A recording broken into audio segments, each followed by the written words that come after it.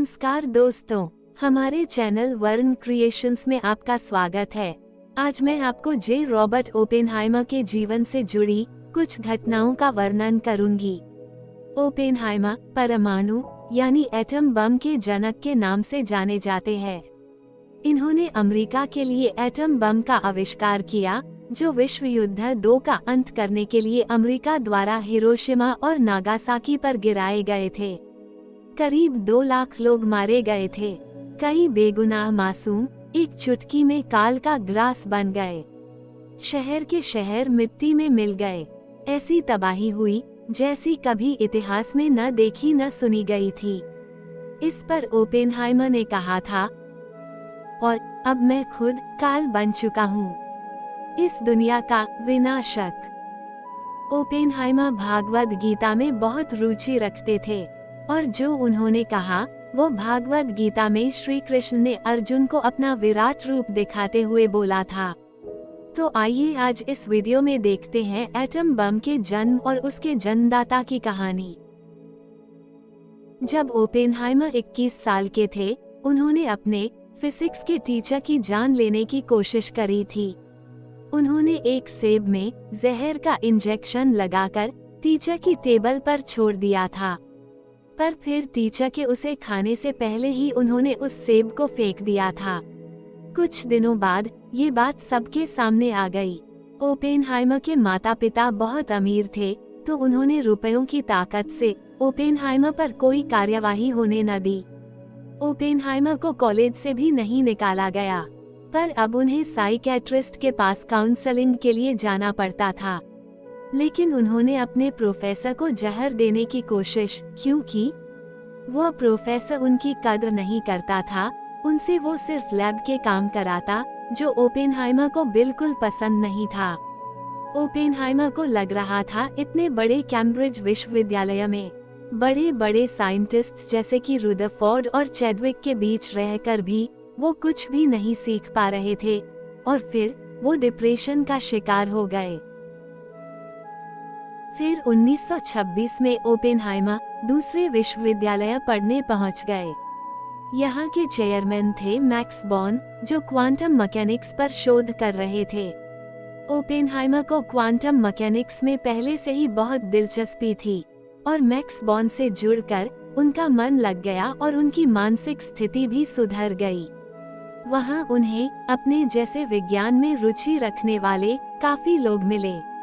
फिर 23 साल की उम्र में फिजिक्स में उनकी पीएचडी पूरी हो गई। अपनी थीसिस उन्होंने क्वांटम थ्योरी पर लिखी। फिर इसके बाद उन्होंने एक के बाद एक कई पेपर पब्लिश किए, जिससे उनका काफी नाम हुआ। ओपेनहाइमर का काम ज्यादातर हाइसेनबर्ग से प्रेरित होता था। अब विज्ञान के क्षेत्र में ओपेनहाइमर का नाम काफी लिया जाने लगा था। एक दिन उनकी मुलाकात हाइसेनबर्ग से हो ही गई। हाइसेनबर्ग उनसे उम्र में 3 साल बड़े थे। दोनों ने बहुत देर बातें की और एक दूसरे को काफी अच्छे से समझा। किसे पता था 15 सालों बाद ये दोनों एक दूसरे का मुकाबला करेंगे, पहला न्यूक्लियर बम बनाने के लिए। ओपेनहाइमर अमेरिका के लिए और हाइसेनबर्ग नाजियों के लिए।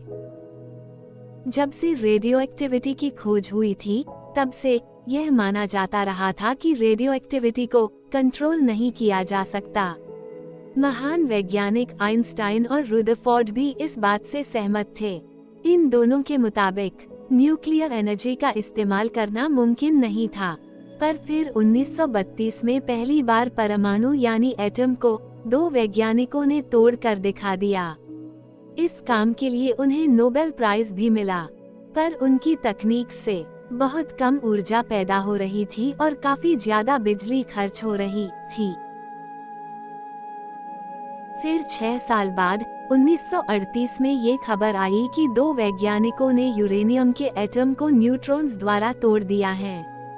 इसके बारे में जब ओपेनहाइमर ने पढ़ा तो उन्हें यकीन नहीं हुआ कि ऐसा हो सकता है। पर फिर जब उन्हीं के एक स्टूडेंट ने वही एक्सपेरिमेंट उनकी लैब में कर दिखाया, तो वो बोले कि इस तरीके से तो हमें काफी ज्यादा ऊर्जा मिल सकती है, जो देश के हित में काम आ सकती है, या फिर इस ऊर्जा से एक बहुत ही शक्तिशाली बम भी बनाया जा सकता है और यह बात जल्द ही सारे देशों को पता पड़ जाएगी। फिर कुछ दिनों बाद आइंस्टाइन, जो खुद कहते थे कि न्यूक्लियर एनर्जी को हम कभी काबू नहीं कर सकते, उन्होंने अमेरिकी प्रेसिडेंट रूसवेल्ट को आगाह किया कि अब न्यूक्लियर हथियार बनाया जा सकता है और दुश्मन देश जर्मनी इस पर काम करना शुरू कर चुका है। इसके बाद रूसवेल्ट ने एक कमेटी बनाई जिसका उद्देश्य एक एटम बम बनाना था। इस प्रोजेक्ट को नाम दिया गया मैनहट्टन प्रोजेक्ट और इसका इंचार्ज बनाया जनरल ग्रोव्स को, जिन्होंने ओपेनहाइमर को चुना इस प्रोजेक्ट के मुख्य डायरेक्टर के पद पर। जनरल ग्रोव्स के इस फैसले से काफी लोग हैरान थे। ओपेनहाइमर ने कभी नोबेल पुरस्कार नहीं पाया था। उन्हें 3 बार इसके लिए नॉमिनेट तो किया गया था, पर मिला कभी नहीं था, जबकि उनके स्टूडेंट को नोबेल पुरस्कार मिल चुका था। अब ऐसा व्यक्ति जिसने कभी नोबेल पुरस्कार नहीं जीता, कैसे उन वैज्ञानिकों का हेड बनकर उन्हें निर्देश देगा जो सब नोबेल पुरस्कार से सम्मानित हो चुके थे। पर जल्द ही ओपेनहाइमर ने ये साबित कर दिखाया कि उनको चुनकर जनरल ने कोई गलती नहीं की थी। ये खुद जनरल ग्रोव्स ने कहा। ओपेनहाइमर ने अपना बचपन जिस जगह बिताया था, उसी जगह को एटम बम बनाने के लिए उनके कहने पर चुन लिया गया। ये जगह दुश्मनों से सुरक्षित और खुफिया थी। इस जगह का नाम था लॉस एलमोस और यह न्यू मैक्सिको में स्थित थी।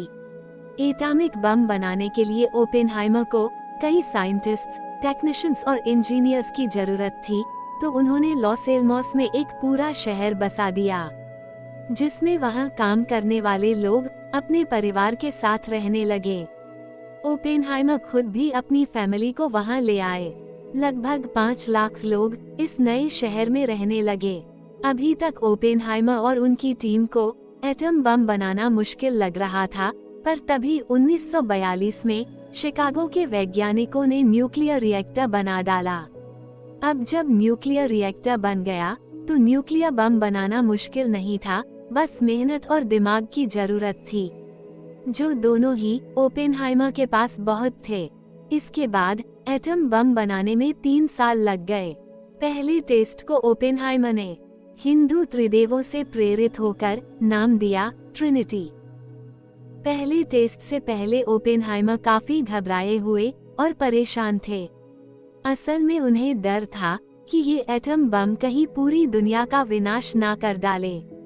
वैसे इस बात के होने की आशंका लगभग ना के बराबर थी, पर उनका डरना जायज था।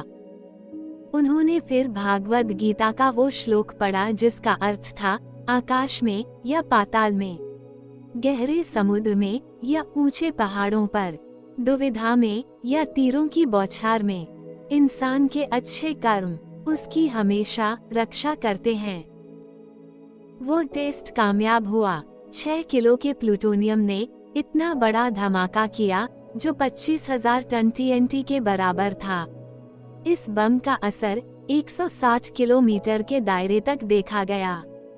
फिर क्या था, अमेरिका को दुनिया का पहला एटम बम मिल गया था और टेस्ट के कुछ ही दिनों बाद अमेरिका ने एक एटम बम हिरोशिमा पे गिराया और फिर 2 दिन बाद एक नागासाकी पे।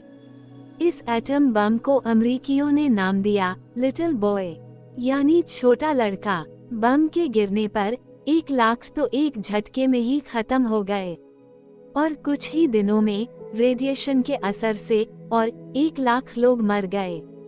मरने वालों में 95% से ज्यादा बेगुनाह लोग, औरतें और बच्चे थे। रॉबर्ट ओपेनहाइमर ने एक पब्लिक कॉन्फ्रेंस में फिर गीता में लिखी बात बोली, जो अर्जुन से श्री कृष्ण ने अपना विराट रूप दिखाते हुए कही थी। श्री कृष्ण ने अर्जुन को समझाया था कि उसे अपना कर्तव्य निभाना ही पड़ेगा और यह भी कहा था, और अब मैं खुद काल बन चुका हूँ, इस दुनिया का विनाशक। अब विश्व युद्ध थम गया था और ओपेनहाइमर वॉर हीरो बन गए थे। उनका फोटो टाइम मैगजीन के फ्रंट कवर पर छापा गया था। घर घर में उनकी ही चर्चा थी। फिर 1949 में, मतलब बम गिरने के 4 साल बाद, रूस ने भी जब एटम बम तैयार कर लिया, तो अमेरिका ने फैसला किया कि वो एटम बम से भी शक्तिशाली बम बनाएंगे, एक हाइड्रोजन बम, जिसको उन्होंने सुपर नाम दिया। पर इस बार ओपेनहाइमर इस बात के खिलाफ थे। उस दौर के अमेरिकी प्रेसिडेंट ट्रूमैन से जब ओपेनहाइमर मिले, तो उनकी बहस हो गई और ट्रूमैन ने ओपेनहाइमर से कभी ना मिलने का फैसला लिया। फिर 3 सालों में अमेरिका ने पहला हाइड्रोजन बम भी बना लिया, जो एटम बम से 400 गुना ज्यादा शक्तिशाली था। इसी बीच ओपेनहाइमर के बम का विरोध करने की वजह से उनके अधिकार उनसे छीन लिए गए। उन पर गद्दारी और जालसाजी के इल्जाम भी लगाए गए। आगे के कुछ साल उनके और उनकी फैमिली के लिए बड़े मुश्किल रहे। पर फिर जब 1963 में जॉन एफ कैनेडी अमेरिका के राष्ट्रपति बने, तब ओपेनहाइमर पे लगे सारे आरोप झूठे साबित हो गए और खुद राष्ट्रपति से उनको सम्मान मिला। और फिर 4 सालों बाद 1967 में 62 साल की उम्र में उनका देहांत हो गया। उनकी धूम्रपान की लत ने उनकी जान ले ली। उन्हें गले का कैंसर हो गया था। तो दोस्तों, ये थी अमेरिकी साइंटिस्ट ओपेनहाइमर की कहानी। आपके इस पर क्या विचार हैं, वो कमेंट्स में जरूर लिखें। हम फिर मिलेंगे अगली वीडियो में एक नई कहानी लेकर। धन्यवाद।